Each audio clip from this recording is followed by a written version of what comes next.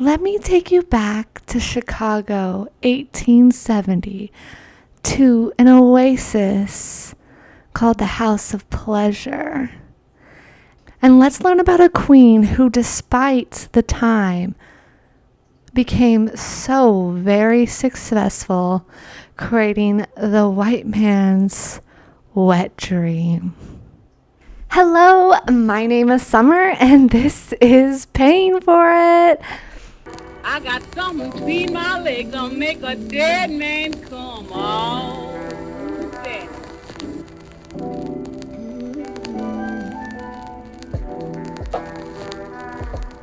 I got something between my legs that'll make a dead man come. Oh, that.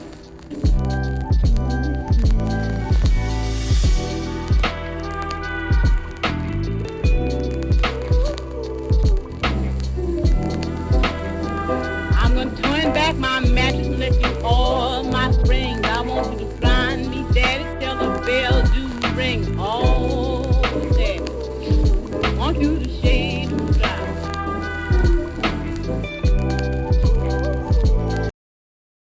Thank you for being here for episode 10. I hope you all are having a wonderful, wonderful day. Today, we will be traveling back to the late 1800s Chicago and stepping into the Levee district to take a look at a particularly queen that was able to accomplish so much more than just running a successful house. But before we jump into it, let's talk about some current events. Oh yes, if you haven't already, I would suggest you liking and leaving a review. It would help out a lot. And sharing this, following me on Twitter and TikTok. And just a reminder that the subscriptions are coming back March 14th at a better price. So this will also be a free video for y'all. So lucky you guys. Anyways, let's get into the current events. Right. This one's a tough one. This one's hard to talk about. All right. So I'm not going to lie. I had a current event that I wanted to talk about, and I'm still going to talk about it today, but I was going to go into some detail, and I figured, you know what? It might be way too heavy because even though we do talk about some heavy topics on here, I don't know if I wanted to start off with just crazy heavy topics, to be honest. So I do just want to mention that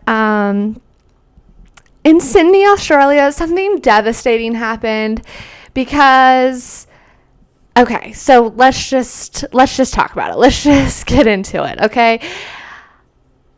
A man in Sydney, Australia was found not guilty of murder, but instead guilty of manslaughter for the horrific murder of a 63-year-old transgender woman named Kimberly. And I stumbled upon this article of course on Twitter, and I was like, the headline of course got me because it read, man found not guilty of murder due to religious beliefs. And I was like, oh my gosh, okay, what is this all about? And then when I got into it, I realized, holy shit, this is so sad because this 23-year-old college student sought out the services of Kimberly, who was a Sydney-based author, transgender woman, and sex worker.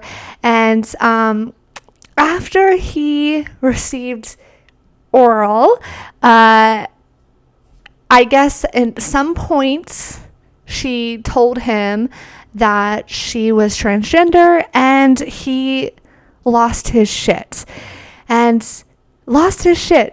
resulting, of course, in her death. But what makes this even sadder is just the way the judge talks about this case and how she ruled she ruled in favor of him, finding him not guilty of murder, because she said that the prosecution did not convince her that his attempt, he sought out to kill her, but he did kill her, like he strangled her. So I just don't understand, like, how that can be, how someone, and I get it, he is going to be sentenced for manslaughter, but it just feels like such an unjust, like, how is that an excuse? And I get that there's a bigger topic here, like, you know, if people should disclose, if people should disclose that they're transgender before anything like this takes place. I don't know. I don't know the right answer to that. I don't. But what I do know is that you shouldn't murder people no matter what. I don't care. And it's just the fact that he fled the country after this happened. He immediately fled the country. He immediately texted a friend and let that friend know that he just killed, quote unquote, a whore. It seems like murder to me. And it seems like this guy is getting off very, very light, all because she was transgender. And, like, let's be honest here. Who the fuck cares? You got your dick sucked. Like, you paid to get your dick sucked. I don't know. It's again, like I was saying a couple episodes ago, is that we're letting men get away with having mental health problems. And that's a mental health problem. You should not be that angry to the point where you're killing people. Because if you're killing people over religion, I bet you that part of your religion is that you shouldn't be paying people for sex. Like, if it's that big of a, like, if, you know what I'm trying to say? Like, I think you should pay for, like, like, hell yeah, do your thing. Sex work is work. But what I'm saying is, if you are allowed, if you can get away with murder by saying, oh, I did it because this went against my religion, well, I'm sure paying for sex also goes against said religion. So fuck you, and fuck these men for allowing, like, fuck that judge for allowing this man to get away with it. Get away with it. This is an unjust, and I'm mad about it. Anyways, I don't want to go too crazy about that. I feel like, it's just another case of us seeing that the justice system, say it with me, is broken.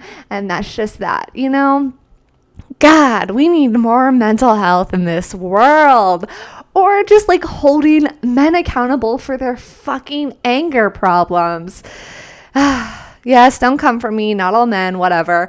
But you know what I mean. I don't care. Like, I stand by what I say. We have a fucking problem, and it's violence against anyone. It's violence against women. It's violence against the transgender community. It's violence against the LGBT community. It's violence against anyone who's not a white man. And we let these white men get away with it. Sorry, not sorry. Anyways, that is where I am today on that topic. I still have a fresh anger for that one. And it's so new, and it's just like, damn, this shit's still going on. Like, I killed someone and we're just going to let him back out? I don't know. I'm sure he's going to serve jail time. Is he going to serve the rest of his life in jail? No. Should he? Hell yeah. Like, come on. He took someone else's life. That's murder. So, yeah, that's how I feel. All right. with that being said, it is time. Let me take you back to Chicago, 1870s. We are going to go on a little bit of a journey way back. So yeah, grab yourself a cocktail, a mocktail, a coffee, whatever you fancy. Today it is Friday. So it's Friday. It's almost noon. So, here we are. This is a fun fact about me. Shiner Bock is my favorite beer. It's the Dr. Pepper beer. It's delicious, okay? But today I have a Shiner chocolate raspberry porter. Can you see that? Yeah. We're going to try it. I haven't tried it. I might hate it. If I hate it, well, I live a curious life and I have to try. So, beautiful sound. This glass, believe it or not, is cold. But I let it sit out here for a little bit so it got unfrosty. If I spill all over myself, I will be embarrassed. I'm not going to lie. I can't see. There we go. Okay, it smells like chocolate. I'm not going to deny that. It's dark as fuck. Okay, it smells good. Okay. So yeah, if I don't drink it, don't judge me. Okay. Anyways, cheers. And happy Friday. Let's go back to Chicago. Yeah. Now let me introduce you to Vina Fields. Cheers. It's not bad. I would say I would not be able to drink multiple, but it's not bad. All right. Do I want this here? Where do I want this? Yeah, I guess it's fine there. As for Vina Fields, much is lost to history, just like history goes for our ladies of the night. So as far as her date of birth goes, I have no idea. I tried like hell to find just some sort of vague date. I didn't find one. And much of her life before she opened her parlor house, we don't know much of her life before. The one thing we do know is that before entering the game is that she was a former slave. So Vina Fields was an African American woman, and she was someone who, I don't know the backstory, of course, because of history, like how she was able to become free, but so good for her, especially because what she ends up doing with her life is just so motherfucking inspiring. And what about us businesswomen? So yeah, I'm kind of like, I geek out over these like ladies. Like I geek out over them. I'm so inspired by them, and I'm like not even afraid to admit it. Like, damn, what a fab life to have. Anyways, so yes, we do know that before entering the game, she was a former slave. Thank the Lord that she was able to get out, and she was very successful, and we're gonna get into why, okay?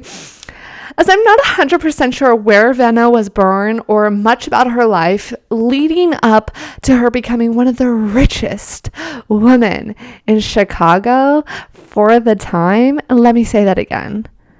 One of the richest women in Chicago of her time. Yes, we love this for her. Vina, though, started her career as a madam in the 1870s. She opened her brothel named House of Pleasure on Custom House Place in the Levee district of Chicago. Now, I'm learning that everywhere that is anywhere had a red light district, and Chicago, of course, was no different. The Levee district was Chicago's vice district from around the late 1800s until it was closed down by police raids in 1912, which seems to be like around the time that all of like it was like, how do I explain this? It seems like every couple years, well, that was a lot more than a couple, but like every like 10, 15 years, it seems like the sex work industry gets attacked and they have to like shut it down. This was that big push, it seems like, because like around that time, that Select Service Act was put into law, I guess. So that was a big reason why the police and like government went around like shutting districts down. Doesn't mean the districts didn't move, because they did. It just was a scary time for a lot of people. So yeah, it was. You get what I'm saying. This was their district up until the 1912, basically. And that was when the police raided and shut down a lot of the like brothels, dance halls, gambling halls, opium dens, everything that was in there. You know, this was nightlife. This was their nightlife spot to be. So anything that was fun or considered immoral got shut down. The Levee district was home to many brothels, saloons, and dance halls. You know, it was the nightlife hub for Chicago. The Levee district encompassed 4 blocks in Chicago's South Loop area between the 18th and 22nd Street. It's hard to understand by just saying the streets that it encompassed, but this was what seemed to be a pretty big district, and housed the Chicago red light district. So yeah, it was popping off. It was popping off for Chicago. So Vina Fields begins her life as a madam right around the time that the Levee district started to become Chicago's new hub life. So it was really kind of perfect timing for her.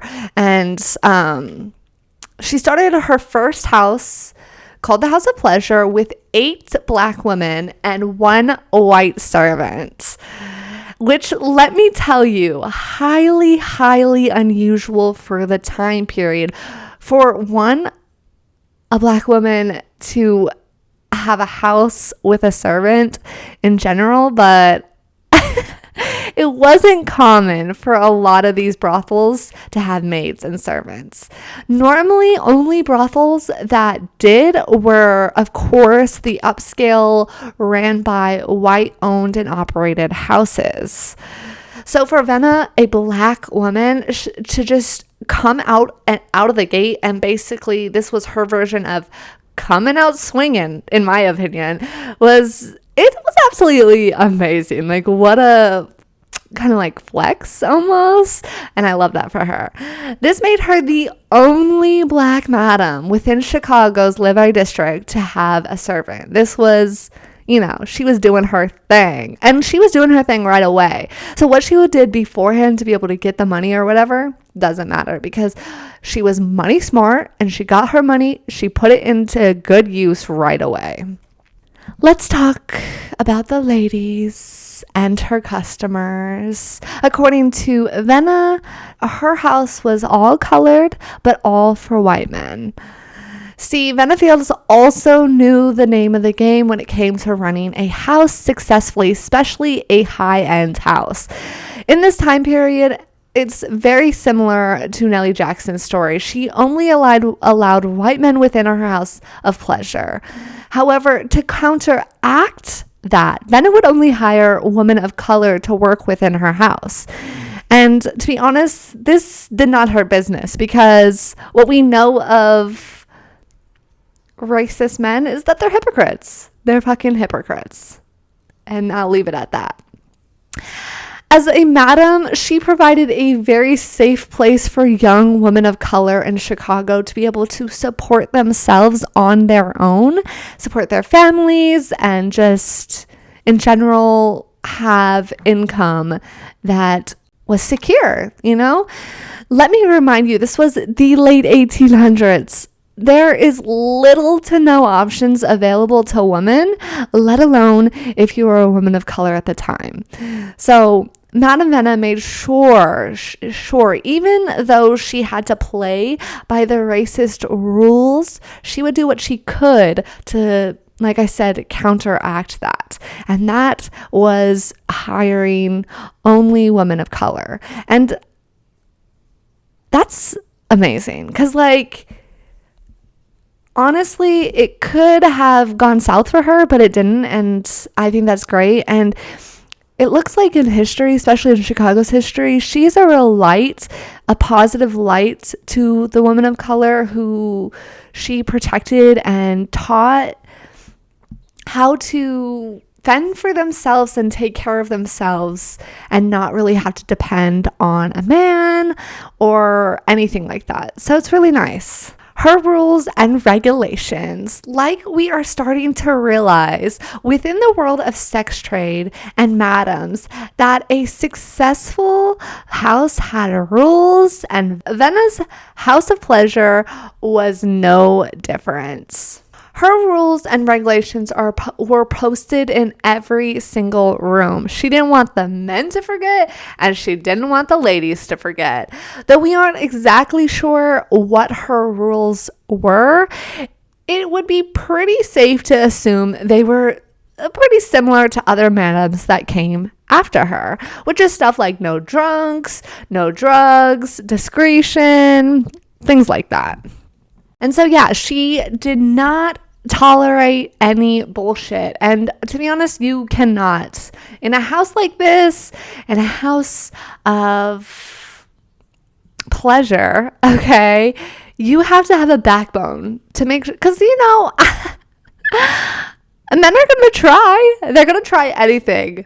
And I'm not saying all men, okay? I don't know why I have to always preference not all men, but here we are. But there are men out there who are going to try. They're going to try to scam. They're going to try to get things for free. They're going to try to be assholes. They're going to try. And I'm sure in Vina's house, because of her race and the girl she hired, she had even more assholes trying. But Vina, no, that wasn't going to work for her. So she was strict.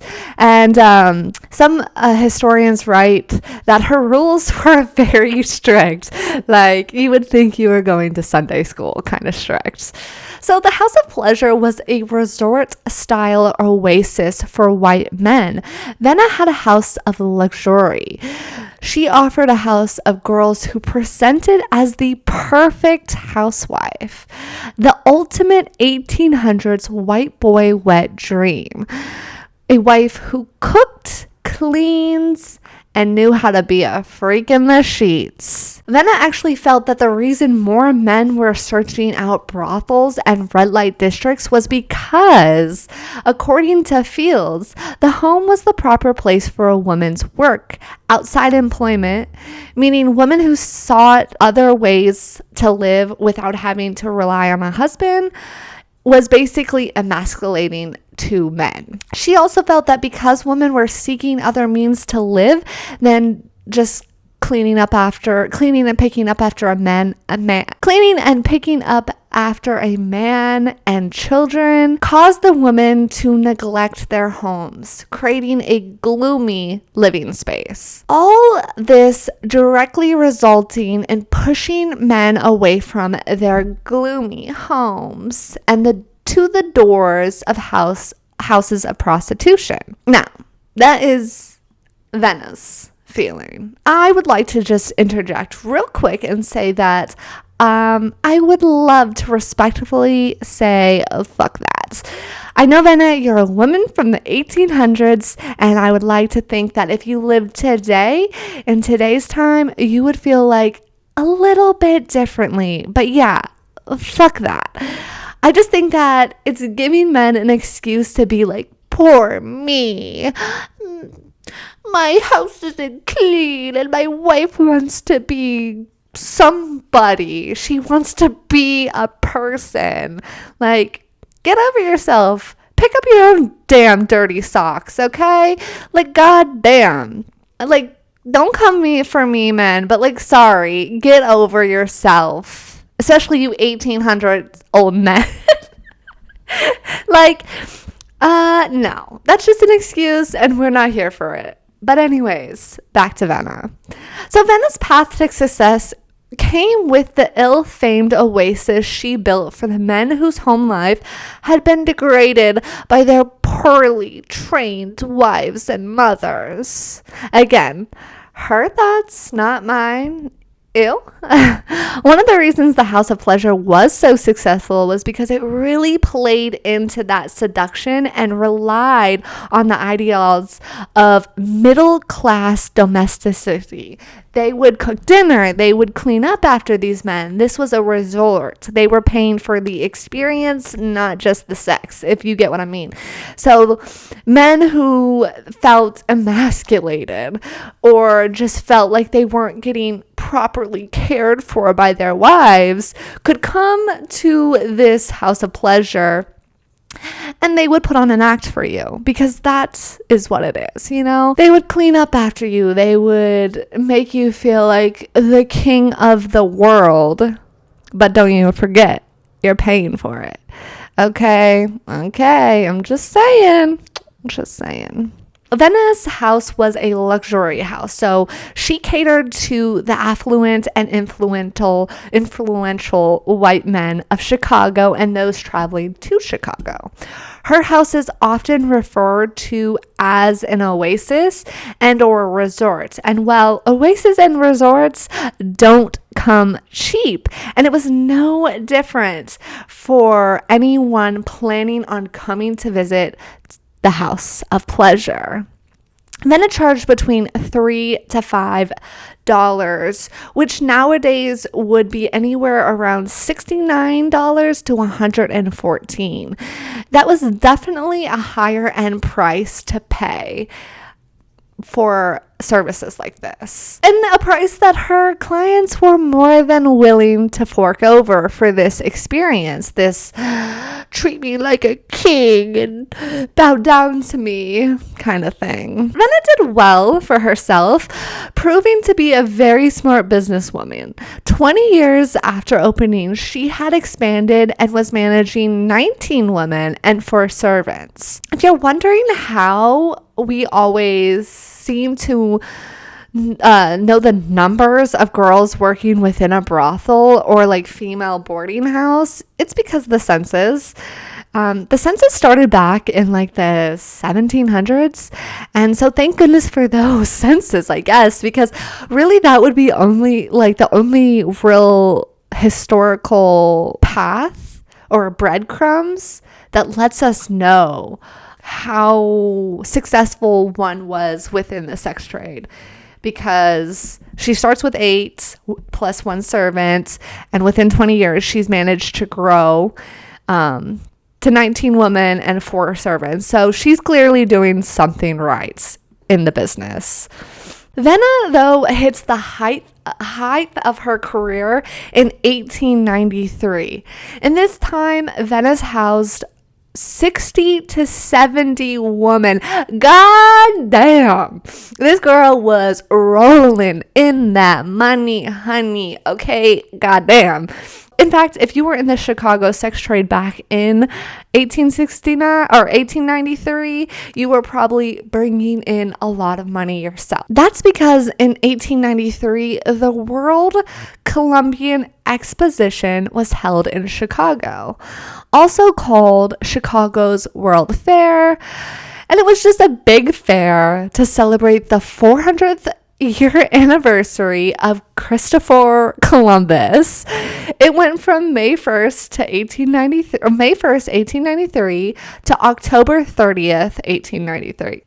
We can't judge them because they didn't know that Christopher Columbus was a dickhead.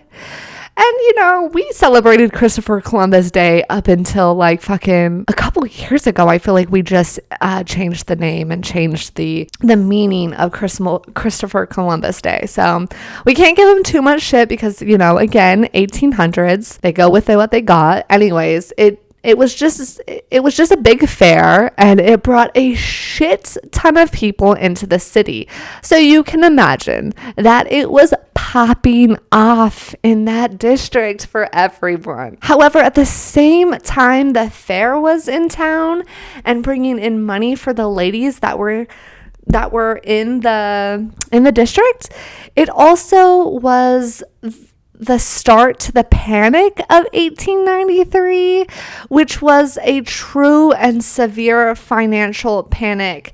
This was due to a mix of things like the run on currency, which just basically means that there was a nervousness around the value of the currency at the time, banks and businesses closing. This then led to manufacturers not being able to open because they had no cash to pay their workers. And the panic pretty much swept through the entire nation. However, it hit Chicago. It hit Chicago's workforce particularly hard, and thousands lost their job.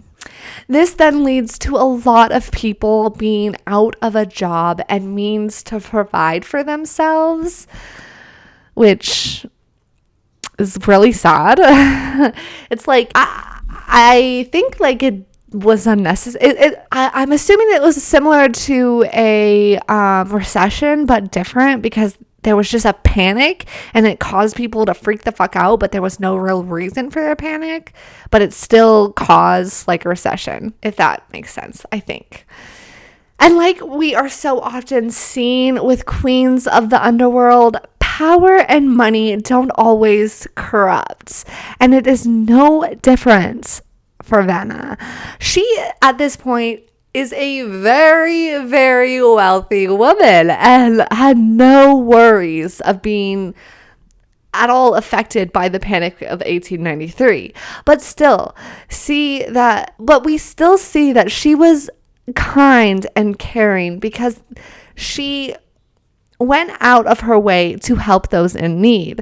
Just like the soup kitchens and the churches, brothel owners were known to do what they could to help those out of work. It is said that Vina daily fed a hungry regiment of the out of work. So she's out there daily, just at least they get a fresh hot meal as much as possible so that they have that one thing to look forward to, because I'm sure that was rough, extremely rough. The queen herself, lifestyle and vibe, sadly is mostly lost to history, but I wish I knew. I bet you she was just a vibe. I would love to know what how she presented and carried herself. But like I said, sadly, it's mostly lost to history. But what we do know is that people who knew her and talked about her called her a true character of the red light district. And we know she became extremely wealthy. In fact, she was one of Chicago's wealthiest African American and one of the 50th wealthiest people in Chicago. Hell yeah, girl. Hell yes. She was a provider for her neighbors when her community fell in hard times.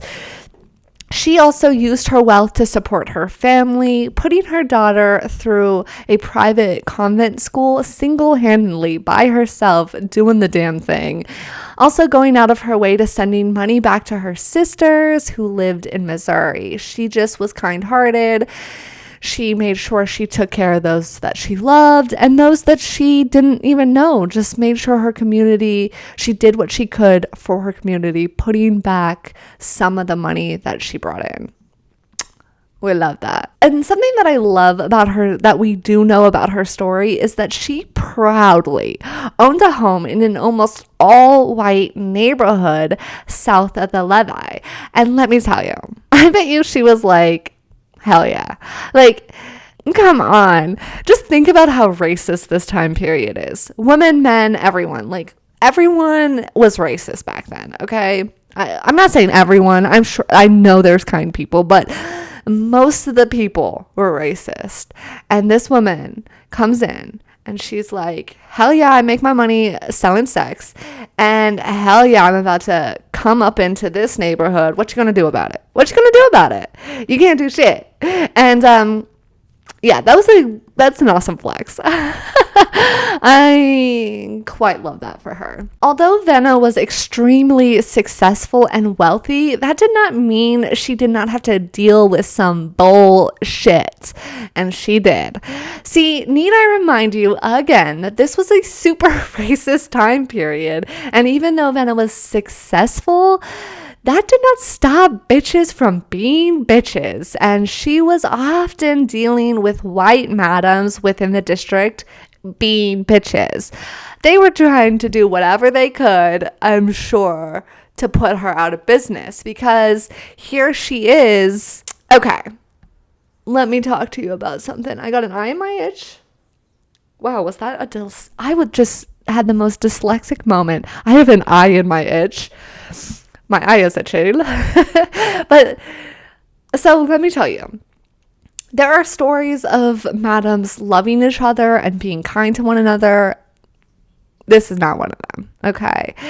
As far as what we can tell in history, I don't think a lot of people appreciated Vina because, well, one, the color of her skin, and the fact that she was hella fucking successful.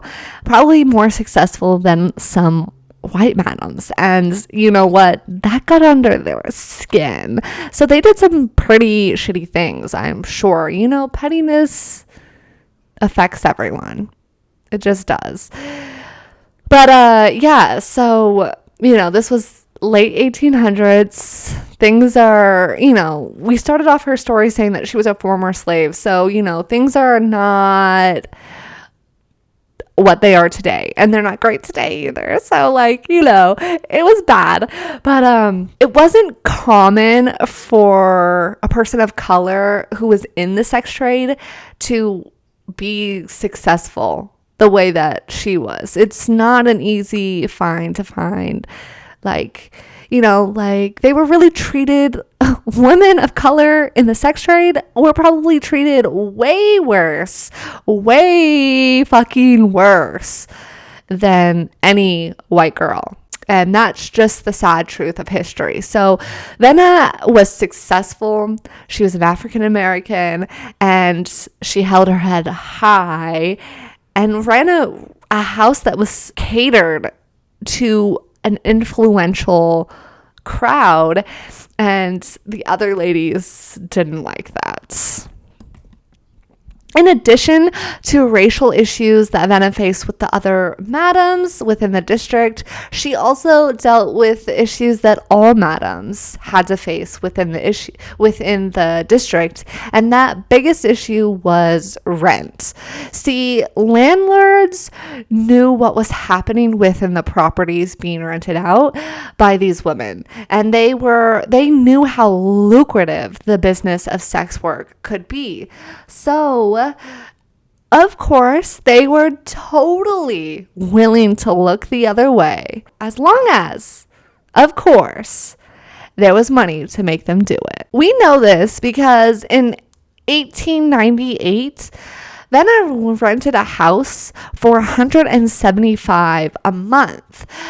That should have normally rented for $40. So, you know, I'm sure that all madams had to deal with this, but I have no fucking doubt in my mind that it was way worse for women of color within the district. Of course it was. You know, let's not even pretend like that isn't the case. In fact, the racial discrimination and high rent forced many brothel owners and madams to move further from the hub of the Levee. Not Vina, though. She stayed in the central region for the vast majority of her career. She was able to overcome the fucking high rent issue. Queen Vina was able to succeed in this world because she had a keen eye for business. Clearly, she not only was able to maintain her brothel despite the rent and rampant police bust that were happening for her all the time, but she also owned property to other brothel keepers.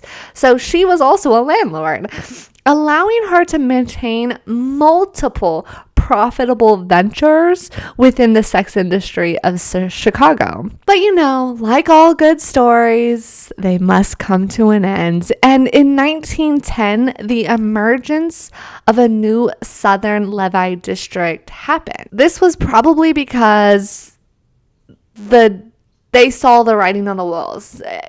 This was a politically hot climate time for the sex work industry because they seen like the public outcry for reform. So when that starts to happen, people within the industry get freaked out and they start to move and things start to adjust, and you have to move and adjust with it. So Vina then decides to move with the new district, leaving her resort at Custom House Place after 25 years. This new district though had its problems for sure. Like, financial insecurities plagued the sex trade within the new district, forcing a lot of women, especially Black women, out of the industry. Even Vina herself, who was a brilliant businesswoman, had a mind for running a house, was not immune to the spatial and racial institutional landscape of sexual commerce. Like, this was a time where, if you can imagine, like, a lot of the reform wanted sex work gone, eliminated, because it was immoral. But even more than that, they were willing to turn some blind eyes to successful white women, but they did not want to turn a blind eye to the successful woman of color. So in Chicago, this becomes a big problem because the world turns on them even more, like, aggressively. I should know better than to drink carbonated drinks on on my podcast, because I've never burped more in my life. My God. This only becomes more prevalent in the new district as it was plagued with a scary time and social outcry for change. We want change. We have to protect our boys and men. They need protection. So this new district for Vina Fields is it ends up forcing her to move houses every few years.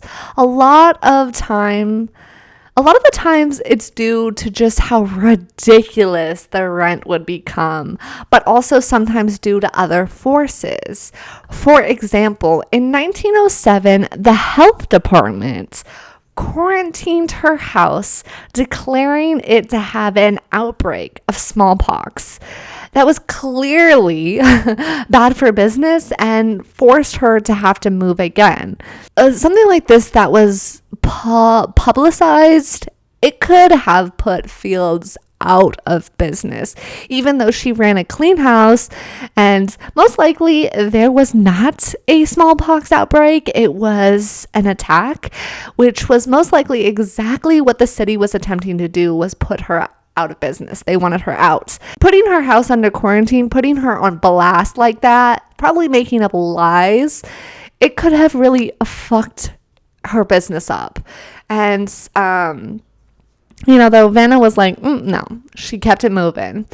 But her career does soon end after the push to the new region. Not because she wanted to go, but probably because she recognized the current space was not for her. The rules had changed on her. And even though she was pushed out of the game, that didn't doesn't take away from the fact that she most likely was able to retire and live just like a nice life and retire and just go away kind of quietly, like take care of her family and all. There are some articles that say that she may have returned later for a short stint under a different name because it was so close to Fields on the census. There's no real way of actually knowing that that was Vina Fields. It could have just been someone under a very similar name, but to be honest, it might have been her because the census has I think at the time she was 62, running a border house, but that house and her business doesn't last long. So was it her? We don't know, but it could have been. She could have, because I feel like once you enter, you kind of, women, especially who enter this sex world, that money, honey, it gets addicting and it's hard to let go, even especially when you're really good at making it happen, When I first started my podcast, I used to think that a lot of girls would, they always make you, history makes you feel like all the girls who entered into the immoral red light districts or became a sex worker just died a horrible life and just like rotted. But to be fair, the more and more I'm learning, the more and more I'm like, not quite. The girls who did were addicted to drugs, probably being pimped out, and most likely didn't want to actually choose this life. But the girls who chose the life, who were smart, who learned the business, who took advice, well, their stories can't always be told, but I have a feeling that they didn't just rot, Yeah,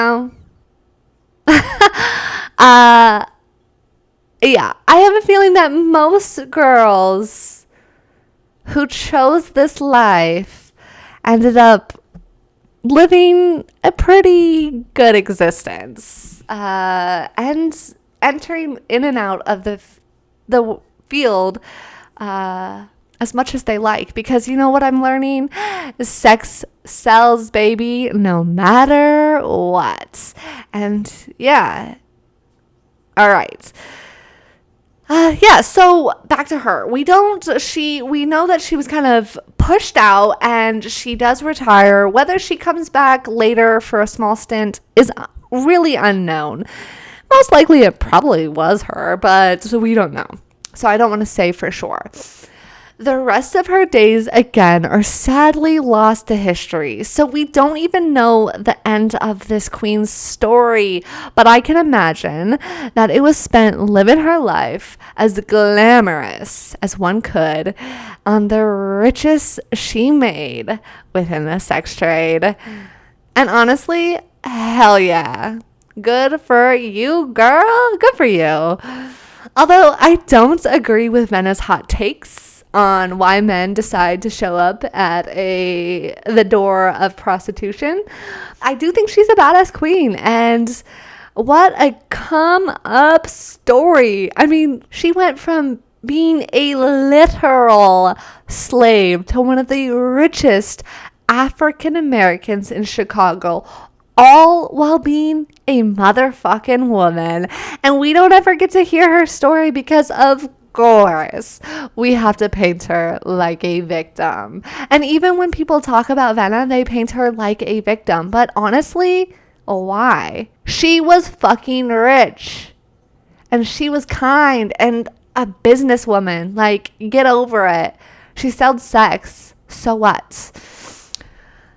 What a fucking badass. What a fucking badass. The businesswoman of our history don't get enough credit.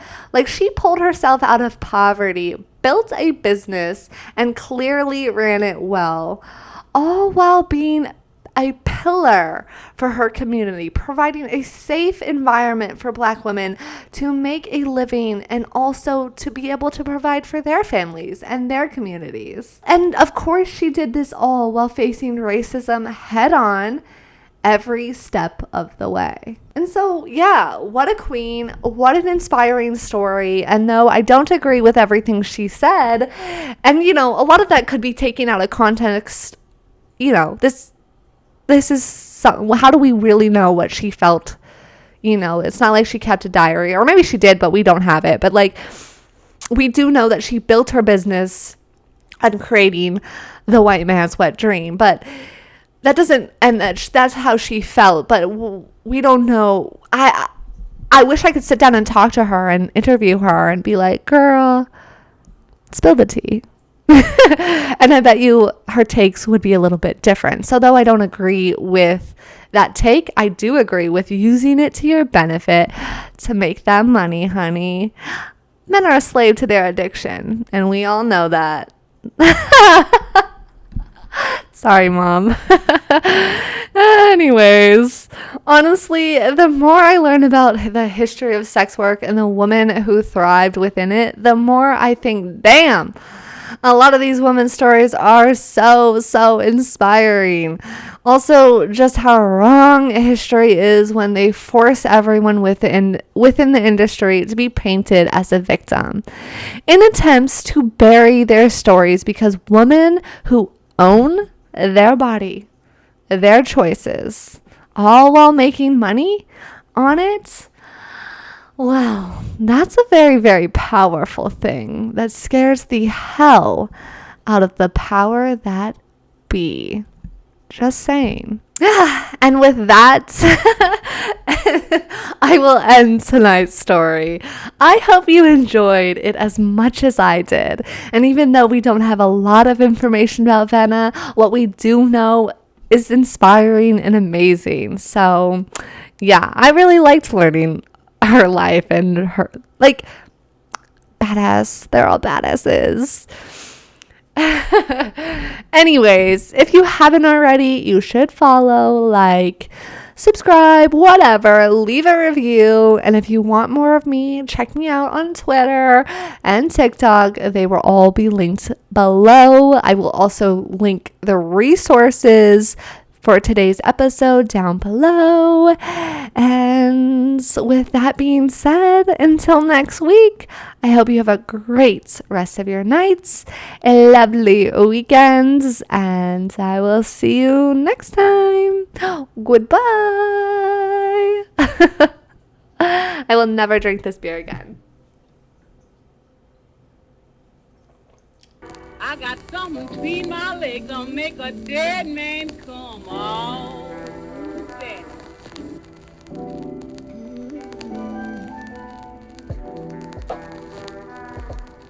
I got something between my legs gonna make a dead man come. Oh.